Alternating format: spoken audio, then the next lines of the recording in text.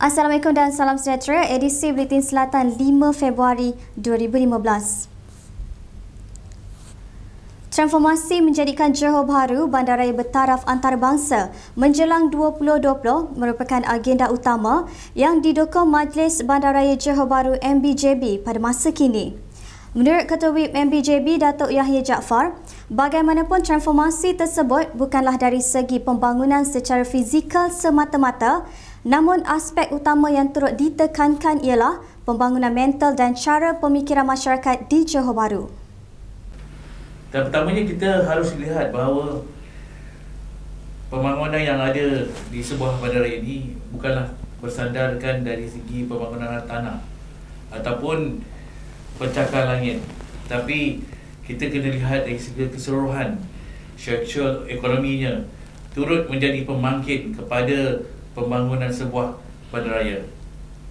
Kejayaan Johor Bahru di masa depan akan didukung oleh warga bandaraya Johor Bahru yang mempunyai pemikiran yang begitu luas, global dan menjalankan kehidupan yang sungguh berkualiti.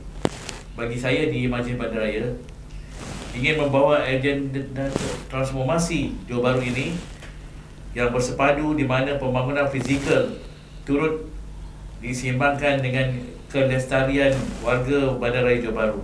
Tambah beliau, program pembangunan modal insan dalam kalangan masyarakat Johor Bahru telah menjadi keutamaan pihak MBJB sebelum bermulanya pembangunan secara fizikal yang sedang berlaku pada masa kini. Dan saya lihat dari segi pembangunan insan ni memang kita telah buat daripada awal-awal lagi. Memang kita tidak fokus tentang pembangunan fizikal saja di Johor Bahru ni, kerana kita lihat bahawa Johor Bahru ni pada dulu sebelum kehadiran pelabur-pelabur dari Malaysia ni memang kita fokuskan program-program modal insan di mana kita laksanakan program mengikut setiap jawatankuasa penduduk yang kita lahirkan setiap taman, di mana setiap taman kita wujudkan jawatankuasa penduduk bagi kita menjalankan segala program modal insan yang ada dalam daerah Johor Bahru ini.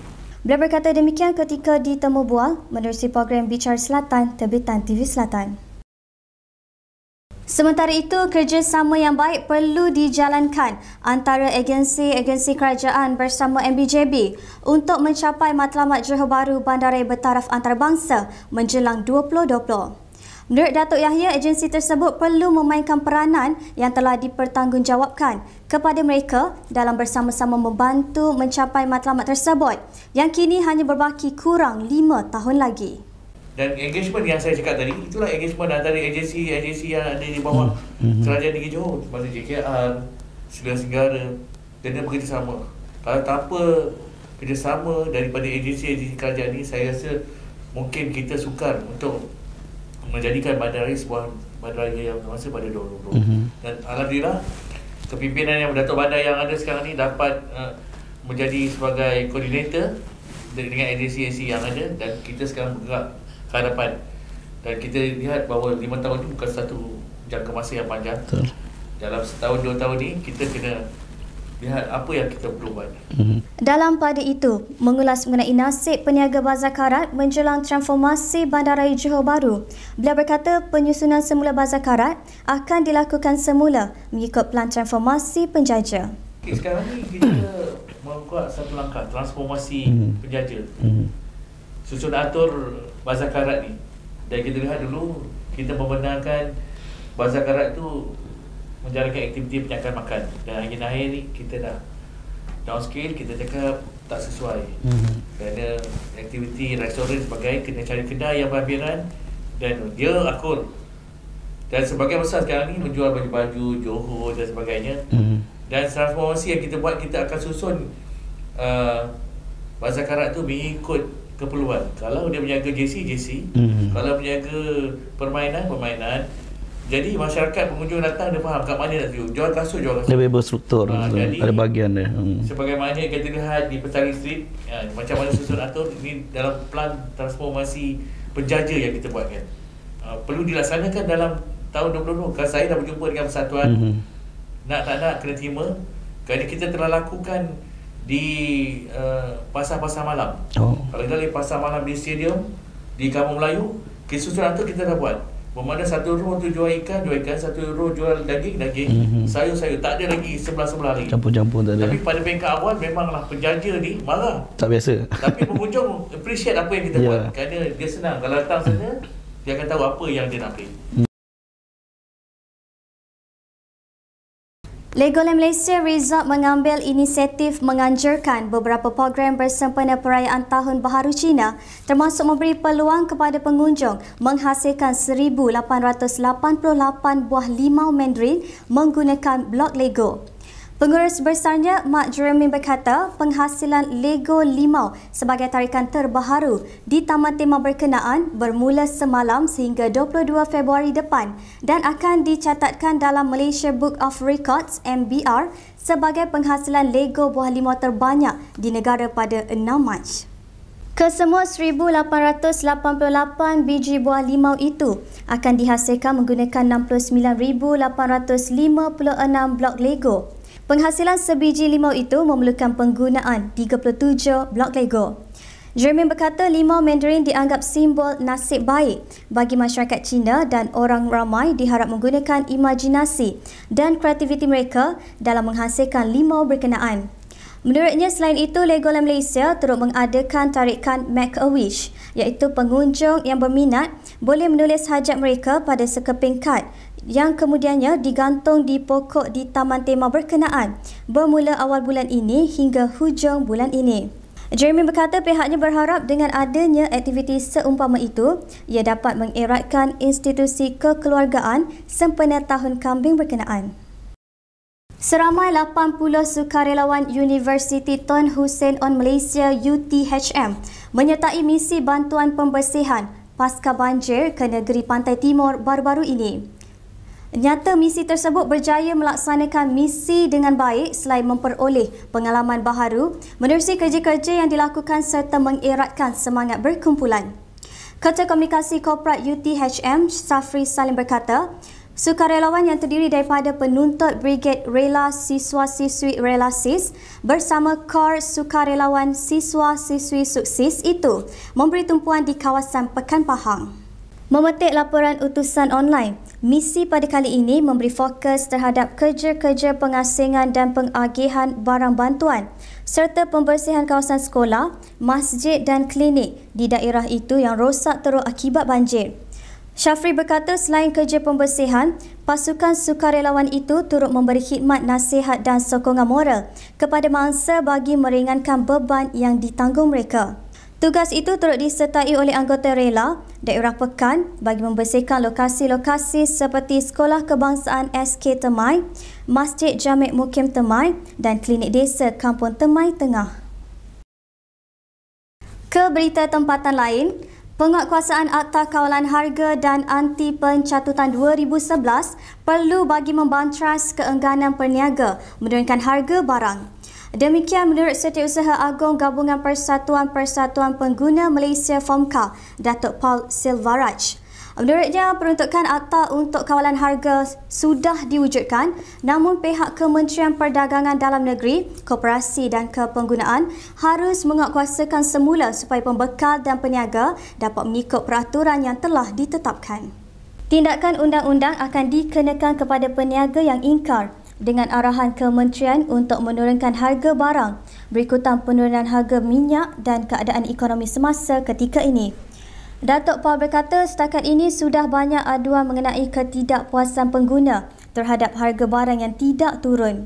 Sementara itu, penganalisis ekonomi Datuk Profesor Muhammad Yusof Kasim berkata, kerajaan perlu mengadakan perbincangan dengan persatuan pengguna, pemborong, pembekal dan peniaga bagi mencapai kata sepakat berkenaan harga barang yang relevan dengan ekonomi semasa.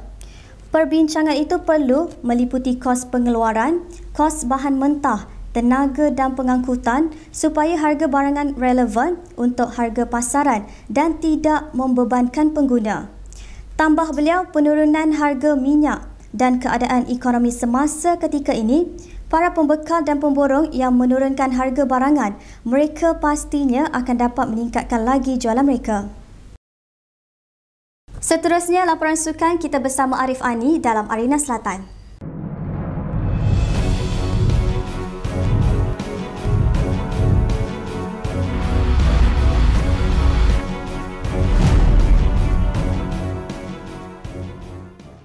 Pasukan Johor Darul Takzim mempamerkan aksi menarik serta tangkas dalam perlawanan kelayakan Liga Juara-Juara Asia ACL di Stadium Larkin semalam. Anak buah jurulatih JDT Boyan Hodak tampak tidak goyah meskipun sering diasah oleh pasukan lawan. Hasilnya pada minit ke-46, pasukan JDT berjaya membuka tirai jaringan hasil tadukan cantik Haris Harun menewaskan penjaga gol Bengaluru FC itu. Menuju ke minit terakhir perlawanan, pasukan pelawat berjaya menyamakan kedudukan hasil jaringan sepakan sudut oleh Lingdo pada minit ke-89. Keputusan seri memaksa perlawanan diheret ke masa tambahan dan hasilnya JDT berjaya menambah jaringan gol oleh S. Chanturu pada minit ke-96. Keputusan akhir perlawanan menyaksikan pasukan Harimau Selatan menumpaskan Bengaluru FC dengan jaringan 2-1. Negeri Johor buat pertama kalinya akan menjadi tuan rumah kejohanan kapal layar antarabangsa Piala Monsun Malaysia 2015 selepas lebih 9 tahun penganjurannya di Pulau Duyung, Terengganu. Menurut penyelaras program Piala Monsun Arif Yap, Johor merupakan destinasi terakhir dalam siri jelajah Piala Monsun tahun ini dan kejohanan tersebut merupakan yang keempat terbesar dalam kalender Sukan Dunia 2015. This is the final destination of the tour and this is where the world champion will be crowned. So the Monsun Cup is actually one of only 4 ISF special events in the world. The other 3 being the Volvo Ocean Race, America's Cup and Extreme Sailing Series. We are up there with the best in terms of sailing events. Okay. The WMRT or the World Match Racing Tour has been around for 15 years. They've held circuits from various countries in Europe, in America, and slowly now we are moving into Asia. Malaysia is the only destination on the tour that is an Asian destination. Beliau berkata demikian ketika sidang media taklimat Piala Monsun Malaysia di Country Garden, Johor Bahru. Tambah beliau, kejohanan yang akan bermula pada 10 hingga 14 Februari ini akan dirasmikan oleh Sultan Johor Sultan Ibrahim Ibni Almarhum Sultan Iskandar. Kejohanan bertaraf antarabangsa itu juga turut akan disertai oleh juara dunia 4 kali Ian Williams dari Great Britain yang menganggap kejohanan yang diadakan di negara ini sangat menarik. So obviously experienced. It's exciting to be in a new venue, which will throw up some new issues for us all. And it's I think it's a fantastic event for Malaysia. And like Dave said, I'm very happy to come here and help Jeremy and his team. I think from where I'm from the UK and some of the other regions in the world, have been match racing a long time. We have an inherent advantage because it's more in our culture, and Jeremy's doing a fantastic job of he's got to overcome a little bit of that because it's not so much in the Malaysian culture, particularly the match racing side. Sementara itu, satu-satunya wakil negara dalam kejohanan tersebut, Jeremy Khoo dari pasukan Sime Darby Foundation 1 Malaysia Racing Team, menganggap kejohanan pada kali ini sangat mencabar di samping telah melakukan pelbagai persiapan dari setiap aspek untuk mengarungi perlumbaan tersebut. It's always expect everything I can to do the best for the countries, and it's many years that I try to achieve it. And this year I think we have all round pretty solid team we have, and then we have spent most of the time training together. And then I've done a few international events overseas, so I think that probably will help this year Monsun Cup. Hopefully, can win some races.